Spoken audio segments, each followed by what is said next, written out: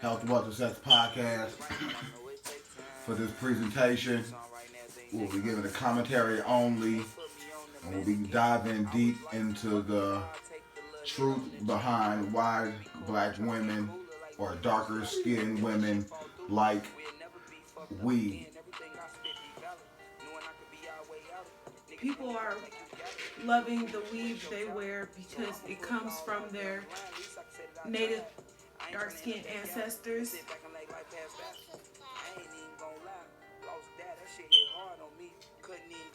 And with that being said, who are our native ancestors? Some may say we all black people come from Africa and through slavery and all this stuff. We're not here to go into that at this point of time. But what y'all do see on this screen right here is a native family to the left, and you see a native, older representation of a native woman to the right. And what you can tell is the similarities between the culture, between the clothes that they're wearing. But on the left, you can clearly see that the women's hair doesn't look as long or as straight as the women on the right. But on the left, it kind of more represents what the black family looks in today's society, where we have light-skinned, dark black people, quote-unquote the blacks, and we have darker skinned black people. But what we don't know is the culture that we come from is our native roots. Our native roots were more of the culture and the visual appearance to the women on the right for our women and our males as well. That's why we see a lot of males with longer hair and embracing that culture as well. The real Native Americans were just like how our beautiful dark sisters are today. They were strong. They were Empowered. They were empowered, and their hair showed that power in length. Mm-hmm. It was their actual strength. The longer your hair was, that was a sign of how much wisdom you had. Some of these Native sisters' hair was as long as their height. So that means that their hair was to their feet. So it shows that the same type of hair we want today is because it's already in you. And they try to shame you for being more connected to yourself in ways that you don't realize you are connected. Exactly.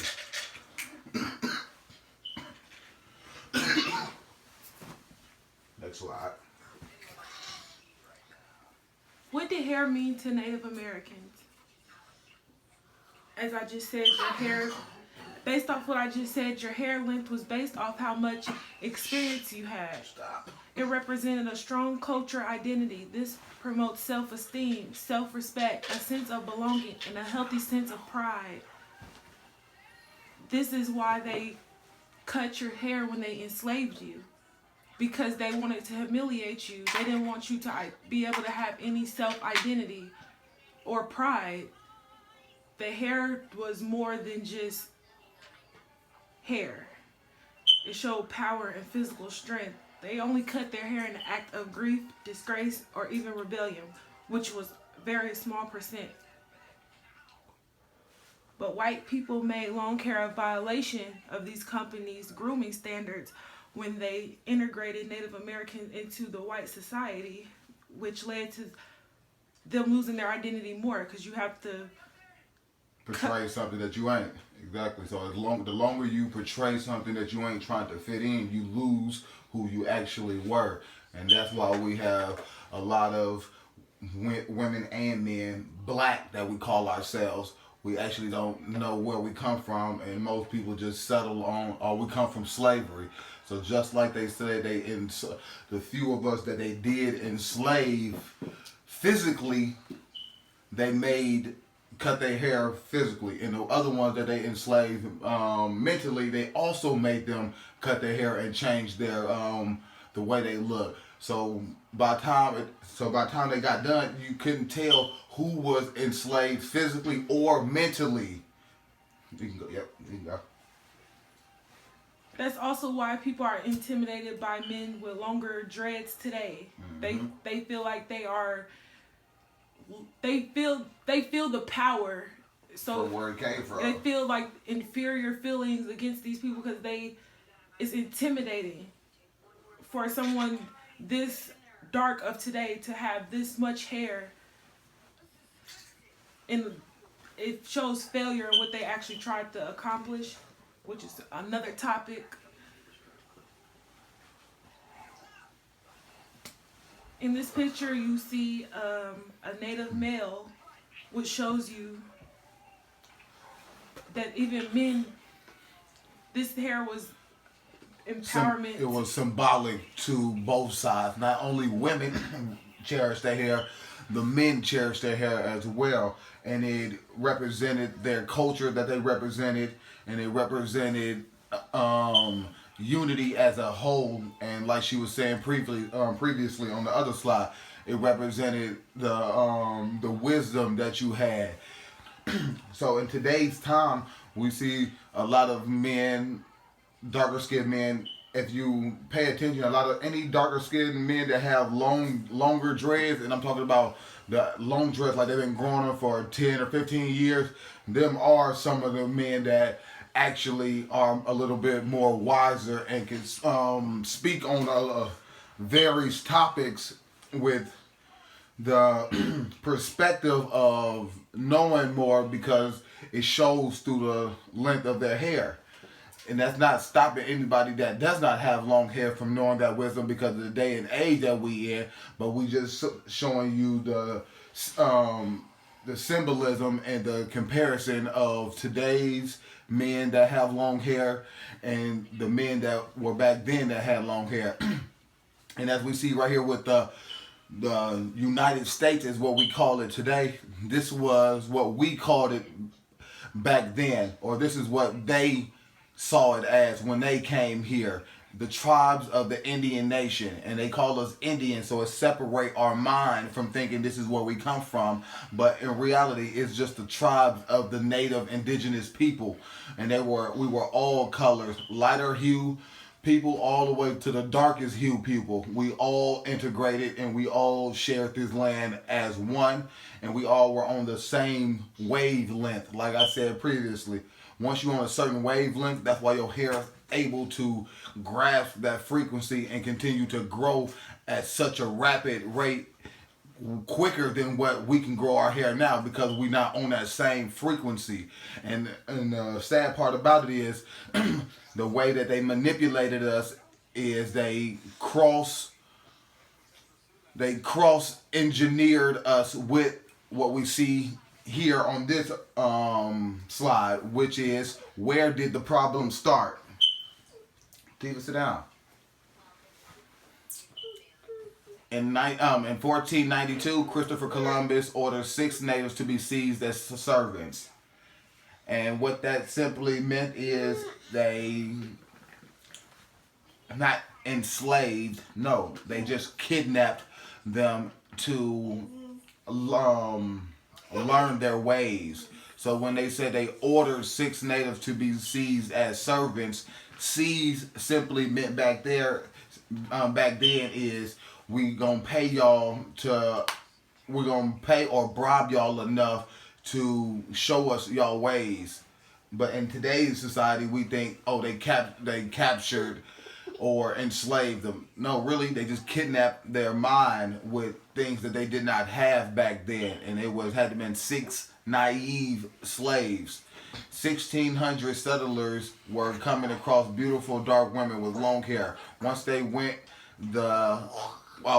sorry, funny as hell. They did encounter beautiful dark women, and what they say now, once they went black, they didn't go black back.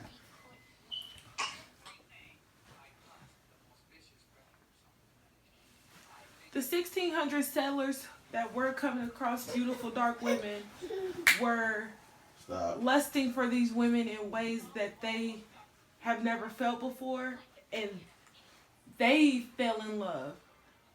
They fell in love with these women because they felt more masculine, because we were more feminine back then. So the respect that men are dying for today, it was given back then, and it was a weakness. It was used against us women, because when you are 100% in your feminine, you can't refuse a man. You have to submit at some point. So that's why they were able to deceive Native American women by making them feel like princesses and stuff, which is something that a lot of women of all cultures glorify today. They all want to be felt like a princess.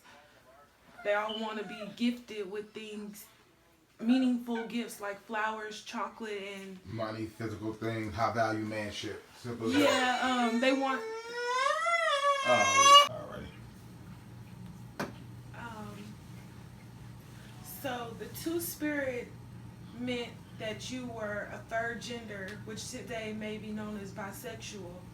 But these were mostly women back in before the 1600s, the 1500s, before they fully colonized. Most women were, if you were single for a certain amount of time, you became a third gender, which means you would keep couples happy, you'll keep single men happy, which is today been diluted to a side chick. Yep, facts. Exactly. That's exactly what it sounds like. Exactly. So it's like mostly for the man's favor, but a lot of women today are still bisexual compared to years ago. Yep. And sex was not safe till marriage.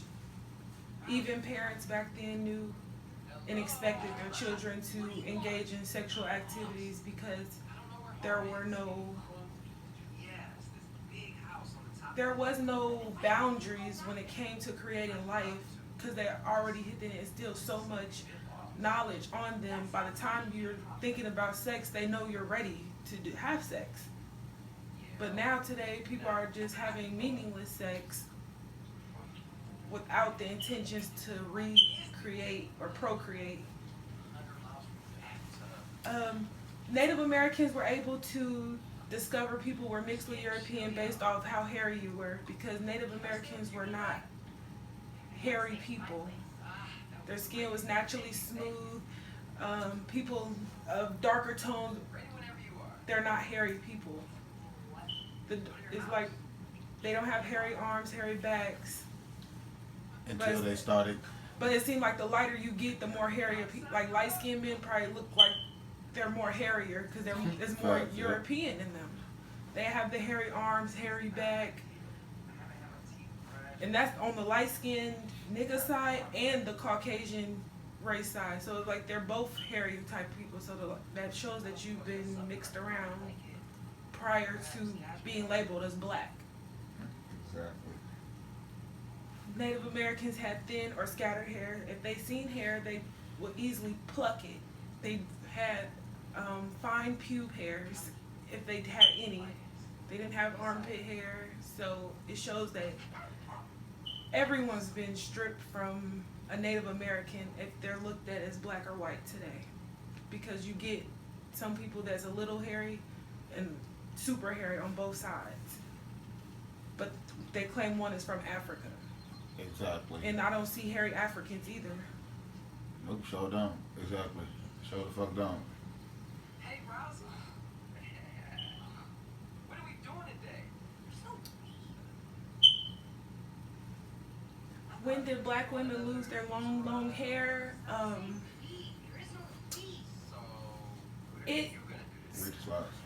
You can truly love what you. Sorry. I'm sorry. When did black women lose their long hair? You can't truly love what you don't truly know. Meaning, a lot of women can't truly love their hair until they truly know how that hair became their hair. slaves were elaborate hair. They wore elaborate hairstyles, but were soon forced to shave and cut off their hair, stripping them of the last piece of their identity as a way to control them. As Africans became more enslaved, they had to assimilate to European culture, causing their grooming traditions to disappear as well. Meaning that they're claiming these African people they took, that they had to cut their hair and stuff, but most of the slaves they took from Africa were men. These were not just, they didn't want the African woman. They wanted the man because they already had the woman in America. So this was a way for them to buy one, get one free, because they were already in America. So why get women from over there if it's an abundance of them here, from light to dark? They wasn't going to get abundance of shades of women from Africa. So they stole these men, and I was thinking to myself, like, if you get a man from Africa to fly to America, and y'all have sex, and he gets you pregnant, and you have your baby in America, is that baby considered from Africa? No, the baby would not. You would not call that baby African, because you're the mother of that child, and you gave birth to that child here, so you're not from Africa. The baby daddy is from Africa, and that's all the African. That's the only African part of us, is the baby daddy that was able to breed this many black people we have today. And what do we have? A lot of black men have a lot of baby mamas. So it shows that what we're capable of doing naturally, they just wanted it to be used for their advantage, to make slaves. Why modern feminism is white women's privilege. As we were speaking about previously, when the first colonists came over here, the Anglos came over here, and they started encountering native women, and they started to